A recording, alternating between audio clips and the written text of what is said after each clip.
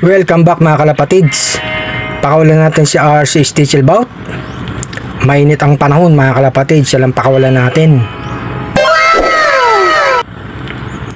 Eto mga kalapatids oh.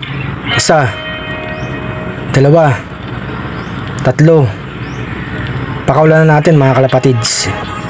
Maganda yan, parang mabatak yung katawan niya at saka masanay sa initan. Kasi nga sa linggo ang bitaw, Solano, Nueva Vizcaya, 200 kilometers mahigit mga kalapatids. Ayan siya oh, paikot-ikot, solo lang mga kalapatids. Pinaronda natin. Kasi nga malayo nga ang bibitawan nga sa linggo. Para masanay siya sa mabang liparan at saka sa mainit mga kalapatids. Ayan, paikot-ikot lang dito yan. Ang weather mainit nga mga kalapatids. 1:00 pasado ng hapon. Nagpakawala tayo ha. No.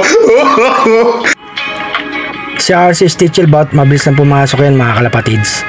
Mamaya papasok na yan. Pagbaba dito sa bubong mga kalapatids.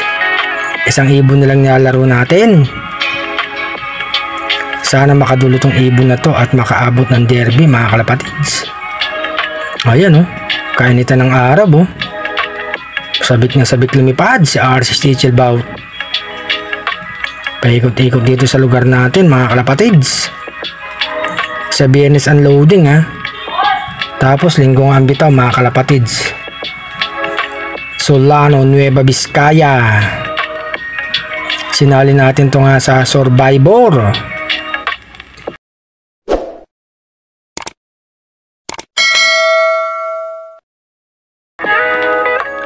Nag-aantay na yung parsi si RC Stichelbout oh.